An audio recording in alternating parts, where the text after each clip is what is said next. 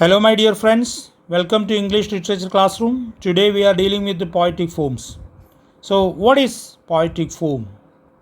It is a form of the poem or poetry. Okay. It refers to the physical structure of the poem. So, what is the physical structure? It is the length of lines, the number of lines, their rhythms, their system of rhymes, and whether they are repeating or not. ഇതെല്ലാം കൂടി ചേർന്ന് തന്നെയാണ് നമ്മൾ poetic form എന്ന് പറയുന്നത്. അതിൽ ചില സമയത്ത് നമ്മൾ അതിൻ്റെ തീമിനെയും കോണ്ടൻറ്റിനെയും എന്താണ് അതിൽ പറഞ്ഞിരിക്കുന്നത്, എങ്ങനെയാണ് പറയുന്നത്, all these things are also included in to this definition of poetic form. And these things, the length of lines, their rhythm, their system of rhyme, repetitions or refrains, all these should have a pattern. അതാണ് ഏറ്റവും പ്രധാനം. അങ്ങനെയുണ്ടെങ്കിൽ നമ്മൾ അതിനെ ഒരു പ്രത്യേക poetic form ആയി കണക്കാക്കാറുണ്ട്.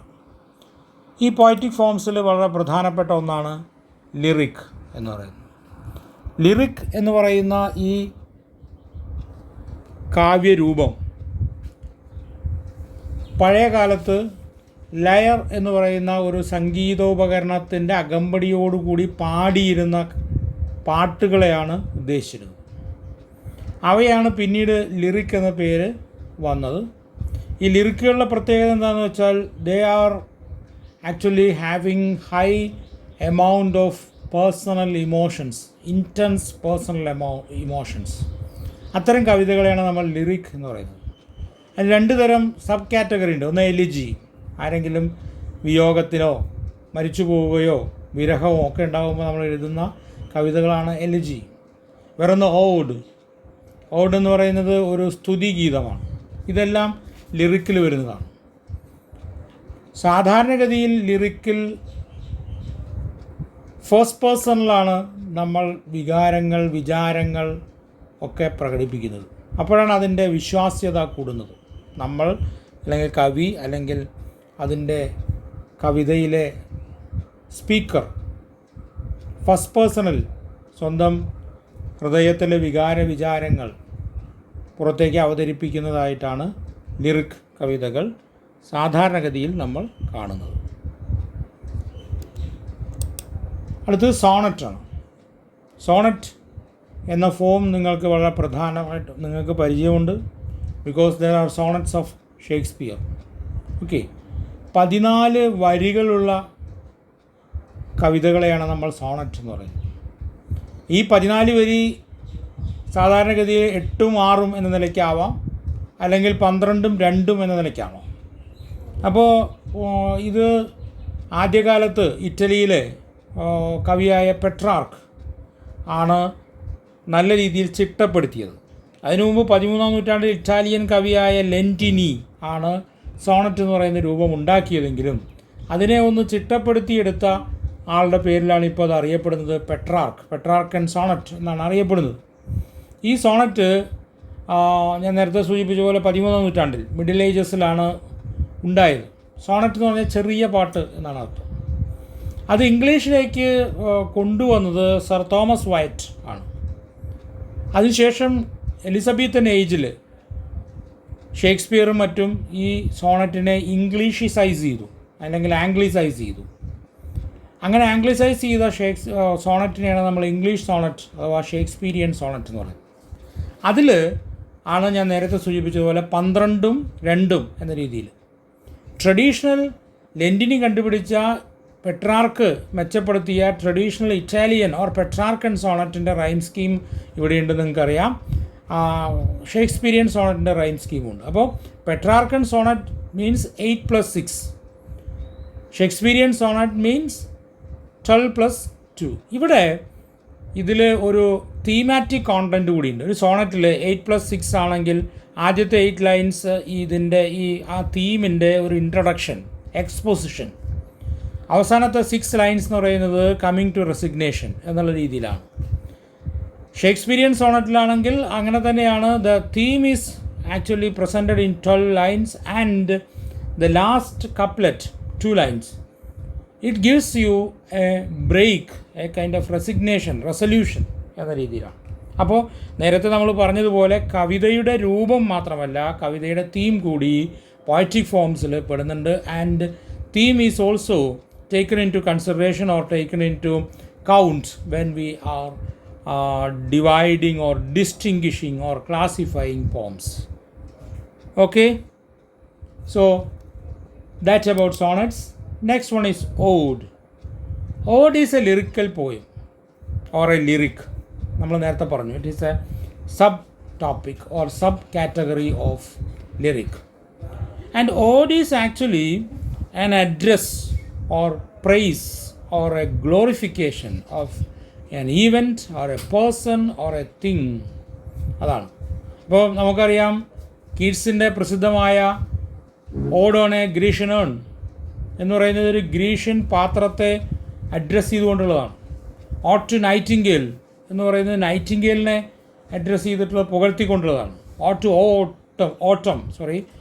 ഓട്ടം എന്ന് പറയുന്നത് ഓട്ടം സീസണെ പുകഴ്ത്തിക്കൊണ്ടുള്ളതാണ്. അപ്പോൾ it is N addressing, pricing or glorification of A person or A thing or N event or A phenomenon. ഇതിനെയാണ് നമ്മൾ ഓഡ് എന്ന് പറയുന്നത്. ഓഡ് എന്ന് പറയുന്നത് വളരെ പുരാതനമായ ഒരു കാവ്യരൂപമാണ്. It is meant to Singh.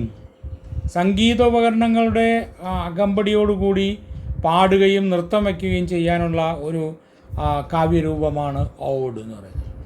അതുകൊണ്ട് അതിൽ നല്ല താളം ഉണ്ടായിരിക്കണം എന്നുള്ളതാണ് പൊതുവെ നമ്മൾ ഇത് വായിക്കുമ്പോൾ കാണുന്നത്. മിക്കവാറും ഇറഗുലർ മീറ്ററിലാണ്, റെഗുലർ മീറ്റർ അല്ല, ഇറഗുലർ മീറ്ററിലാണ് ഇത് എഴുതിയിരിക്കുന്നത്. നമുക്കറിയാം റൊമാൻറ്റിക് പോയറ്റ്സ് എല്ലാവരും തന്നെ ഓഡ് എഴുതിയിട്ടുണ്ട്. Because they sought to express their sentiments, emotions, feelings. അപ്പോൾ അതുകൊണ്ടാണ് അവർ അത്തരത്തിലുള്ള ഇതിലേക്ക് അവർ അധികവും കടന്നത്. Next one, elegy. ഞാൻ നേരത്തെ സൂചിപ്പിച്ചു, elegy is also a sub category of lyric. ലിറിക്കിൻ്റെ ഒരു സബ് കാറ്റഗറിയാണ്. എലിജി എന്ന് പറഞ്ഞാൽ ഒരു ഫ്യൂണറൽ സോങ് ആണ്. അതും നേരത്തെ പറഞ്ഞ പോലെ റോമൻ ഗ്രീക്ക് പാരമ്പര്യത്തിൽ നിന്നാണ് ഉണ്ടായത്. അത് വളരെ പ്രിയപ്പെട്ട ഒരാളുടെ മരണത്തിൽ വിലപിക്കുന്നതിന് വേണ്ടി ഇരിക്കുന്നതാണ്. മലയാളത്തിൽ നമ്മളതിനെ വിലാപകാവ്യം എന്നൊക്കെ പറയാറുണ്ട്. വിലാപകാവ്യം എന്ന് പറയുന്നത് ഇത്തരത്തിൽ തോമസ് ഗ്രേയുടെ an elegy written in a country churchyard അല്ലെങ്കിൽ മിൽട്ടൻ്റെ ലൈസിഡസ് എന്നുള്ളതൊക്കെ ഇത്തരത്തിലുള്ള നല്ല മനോഹരമായ എലിജിയാണ്. വേറൊരു പോയറ്റിക് ഫോമാണ് എപ്പിക്. എപ്പിക് എന്ന് പറയുന്നത് ഒരു നീണ്ട പോയമാണ്. ഏറ്റവും പുരാതനമായ കാവ്യരൂപമാണ്. അത് ഒരു കഥ പറയുന്നതാണ്. ഇപ്പം ലിറിക്കിനെ പറ്റി നമ്മൾ പറഞ്ഞു, ലിറിക്സ് എന്ന് പറയുന്നത് ഒരു കാവ്യരൂപമാണ്. ഒരു കവിതാ രൂപത്തിന് ലിറിക് എന്ന് പറയുമ്പോൾ തന്നെ വൈകാരികമായ വിചാരമായിട്ടുള്ള കാര്യങ്ങൾ അവതരിപ്പിക്കുന്ന കവിതകളെ നമ്മൾ ലിറിക്സ് എന്നും കഥ പറയുന്ന കവിതകളെ നമ്മൾ നെററ്റീവ് പോയട്രി എന്നും പറയും. ഇപ്പോൾ ലിറിക്കിൻ്റെ വിപരീതമാണ് നെററ്റീവ് പോയട്രി. എപ്പിക് എന്ന് പറയുന്നത് നെററ്റീവ് പോയട്രിയിൽ പെട്ടതാണ്. അപ്പോൾ എന്ന് വെച്ചാൽ ഒരു കഥയാണ് അതിൽ പറയുന്നത്. ഇപ്പോൾ ഫോർ എക്സാമ്പിൾ നമ്മുടെ രാമായണം, മഹാഭാരതം ഒക്കെ എപ്പിക്കുകളാണ്.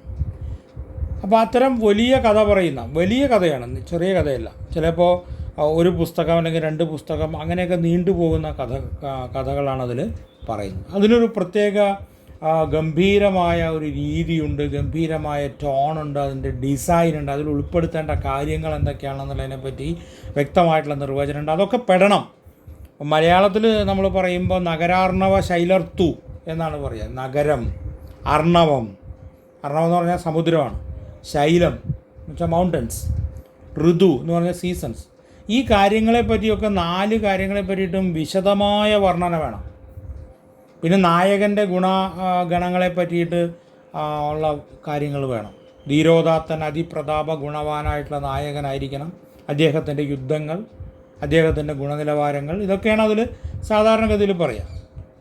അപ്പോൾ നമുക്ക് നോക്കൂ, ഇപ്പോൾ നമ്മൾ പഠിച്ചിട്ടുള്ള ഹോമറിൻ്റെ ഇലിയഡ്, ഒഡീസി, അല്ലെങ്കിൽ ഡാൻറ്റയുടെ ഡിവൈൻ കോമഡി, മിൽട്ടൻ്റെ പാരഡൈസ് ലോസ്റ്റ്, അല്ലെങ്കിൽ രാമായണം, മഹാഭാരതം, ആംഗ്ലോ സാക്സൺ എപ്പിക്കായിട്ടുള്ള ബിയോവുൾഫ്, അല്ലെങ്കിൽ ആദ്യത്തെ എപ്പിക് എന്ന് കരുതപ്പെടുന്ന 4000-5000 വർഷങ്ങൾക്ക് മുമ്പ് എഴുതിയിട്ടുള്ള ഗിൽഗമേഷ്, ഇതൊക്കെയാണ് ലോകപ്രസിദ്ധമായ എപ്പിക്സ് എന്ന് പറയുന്നത്.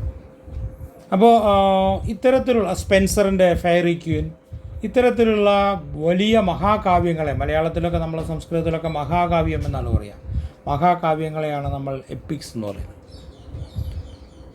Next one is ballads. Ballads എന്ന് പറയുന്നത് ഒരു നാടോടി ഗീതം എന്നൊക്കെ നമുക്ക് വേണമെങ്കിൽ പറയാം. അതിലും നേരത്തെ നമ്മൾ ഓടിൻ്റെ കാര്യം പറഞ്ഞ പോലെ സംഗീതമുള്ളതാണ്. സംഗീത ഉപകരണങ്ങൾ അധികം ഉപയോഗിക്കുന്നില്ലെങ്കിൽ പോലും ബാലഡുകളിൽ പലപ്പോഴും സംഗീതത്തിൻ്റെ ഒരു സാന്ദ്രമായ അവസ്ഥ നമുക്ക് കാണാം. പക്ഷേ പലപ്പോഴും ഏതെങ്കിലും നാടോടി കഥകളാണ് അതിലുണ്ടാവുക. 4 ലൈനുകളുള്ള സ്റ്റാൻസയാണ് ബാലഡുകളിൽ ഉപയോഗിക്കുന്നത്. അതിൻ്റെ ഒരു പ്രത്യേകത എന്താ വെച്ചാൽ 4 ലൈനിൽ അയാംബിക് ടെട്രാമീറ്റർ, അയാംബിക് ട്രൈമീറ്റർ എന്ന രീതിയിലാണ്. അപ്പോൾ അയാംബിക് ടെട്രാമീറ്റർ ഉപയോഗിക്കുന്നു, ഒന്നിൽ അയാംബിക് ട്രൈമീറ്റർ ഉപയോഗിക്കുന്നു. അപ്പോൾ അയാംബിക് എന്താണെന്ന് നിങ്ങൾക്കറിയാം, ഒരു അൺസ്ട്രെസ്ഡ് സിലബിൾ, അത് കഴിഞ്ഞ് സ്ട്രെസ്ഡ് സിലബിൾ, അല്ലെങ്കിൽ ഒരു small syllable and long syllable എന്ന രീതിയിൽ. അപ്പോൾ ഒരു അൺസ്ട്രെസ്ഡ് സിലബിൾ, ഒരു സ്ട്രെസ്ഡ് സിലബിൾ എന്ന രീതിയിലുള്ള അയാംബിക് 4 എണ്ണം, അങ്ങനെ അയാംബിക് ഫൂട്ടുകൾ 4 എണ്ണം ഉപയോഗിക്കുമ്പോൾ ടെട്രാമീറ്റർ, 3 എണ്ണം ഉപയോഗിക്കുമ്പോൾ ട്രൈമീറ്റർ. അപ്പോൾ ആദ്യത്തെ വരിയിൽ 4 എണ്ണം, രണ്ടാമത്തെ വരിയിൽ 3 എണ്ണം, മൂന്നാമത്തെ വരിയിൽ വീണ്ടും 4 എണ്ണം, നാലാമത്തെ വരിയിൽ വീണ്ടും 3 എണ്ണം. ഇങ്ങനെ ഓൾട്ടർനേറ്റീവായിട്ട് ഉപയോഗിക്കുന്ന ഒരു ഇൻട്രിൻസിക് മീറ്ററാണ് ബാലഡിനുള്ളത്. അതിൻ്റെ പേരാണ് ബാലഡ് മീറ്റർ. ഇങ്ങനെ ഈ അയാംബിക് മീറ്ററിനെ പറ്റി ഞാൻ പറഞ്ഞപ്പോഴാണ് സോണറ്റ് അയാംബിക് പെൻറ്റാമീറ്ററാണ് ഏറ്റവും പ്രസിദ്ധമായിട്ടുള്ള, ഏറ്റവും കൂടുതൽ വാസ്റ്റായിട്ട് ഉപയോഗിക്കുന്ന അയാംബിക് പെൻറ്റാമീറ്ററാണ് സോണറ്റുകൾ ഉപയോഗിക്കുന്നത്. ബാലഡിൻ്റേതായിട്ടുള്ള സ്വന്തം മീറ്ററാണ്, ഞാൻ നേരത്തെ സൂചിപ്പിച്ചതുപോലെ വളരെ ഇൻട്രിൻസിക് ആയിട്ടുള്ള ഒന്നാണ്. ഫ്രാൻസിലാണ് ഇതുണ്ടായത്. 14-ാം നൂറ്റാണ്ട് 15-ാം നൂറ്റാണ്ടിൽ ഫ്രാൻസിലാണ് ഇത് ഉണ്ടായത്. മിക്കവാറുമൊക്കെ ആളുകളുടെ ഒരു വിനോദത്തിന് വേണ്ടി ഉണ്ടായിട്ടുള്ള ഒന്നാണ് ബാലഡുകൾ.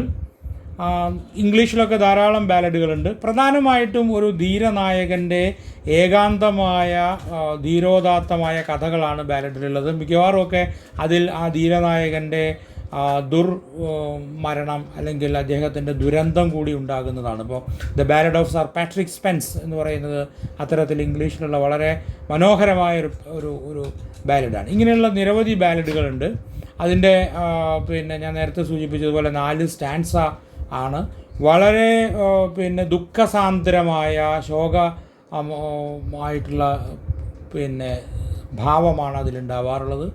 സിംബലിസം അതിൽ ധാരാളം ഉണ്ടാകാറുണ്ട്. വരാൻ പോകുന്ന ദുർവിപത്തിൻ്റെ സിംബലുകൾ, അത്തരത്തിലുള്ള ഒമൻ, മുന്നറിയിപ്പുകൾ, ശകുനങ്ങൾ, അത്തരം കാര്യങ്ങളൊക്കെ സിംബലുകളായിട്ട് പലപ്പോഴും ബാലഡിൽ വരാറുണ്ട്. അങ്ങനെ ഒരു നമ്മളെ പിടിച്ചിരുത്തുന്ന ഒരു കഥയായിരിക്കും സാധാരണഗതിയിൽ ബാലഡിൽ പറയുന്നത്. നമുക്കതിന് മലയാളത്തിലൊരു ഉദാഹരണം വേണമെങ്കിൽ ഈ വടക്കൻ പാട്ടുകൾ എന്നൊക്കെ പറയുന്ന പോലെയുള്ള പാട്ടുകളെ വേണമെങ്കിൽ മലയാളത്തിൻ്റെ ബാലഡുകൾ എന്ന് നമുക്ക് പറയാം. അപ്പോൾ നമുക്ക് ഏകദേശം ഒരു ധാരണ കിട്ടും, എന്താണ് ബാലഡ് എന്നുള്ളതിനെ പറ്റിയിട്ടുള്ള ഒരു ധാരണ കിട്ടും.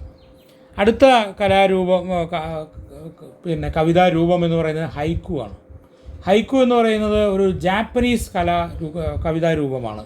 ഹൈക്കു എന്നുള്ള വാക്ക് തന്നെ ജപ്പാൻ ഭാഷയിൽ നിന്നുള്ള വാക്കുകളാണ്. ഇത് ജാക്ക് കെറോക്കിൻ്റെ ബുക്ക് ഓഫ് ഹൈക്കൂസ് എന്ന് പറഞ്ഞിട്ടൊരു പുസ്തകം പ്രസിദ്ധീകരിക്കുന്നതോടുകൂടിയിട്ടാണ് വെസ്റ്റേൺ വേൾഡിലൊക്കെ ഹൈക്കു പ്രസിദ്ധമാകുന്നത്. സത്യത്തിൽ ജപ്പാനിലുണ്ടായിരുന്ന നീണ്ട കവിതകൾക്കെതിരായിട്ടുള്ള ഒരു പ്രതികരണം എന്ന നിലയ്ക്കാണ് അവിടെ ഹൈക്കു ഉണ്ടായത്. ബാഷോ എന്നൊക്കെ പറയുന്ന വളരെ പ്രസിദ്ധരായിട്ടുള്ള ജപ്പാൻ കവികളിൽ ബാഷോ വളരെ പ്രസിദ്ധനാണ്. അദ്ദേഹമാണ് ഹൈക്കുവിൻ്റെ പിതാവ് എന്നറിയപ്പെടുന്നത്. 3 വരികളാണ് ഉണ്ടാവുക, 17 സിലബിളുകൾ. ഇംഗ്ലീഷിൽ ഇപ്പോൾ എഴുതുമ്പോൾ പോലും 17 സിലബിളുകളാണ് അതിൽ കാണുന്നത്. ആദ്യത്തെ ലൈനിൽ 5 സിലബിൾ, പിന്നെ 7 സിലബിൾ, പിന്നെ 5 സിലബിൾ. ഇതാണ് വളരെ കാച്ചിക്കുറുക്കിയ വരികൾ എന്നൊക്കെ നമുക്ക് വേണമെങ്കിൽ പറയാം.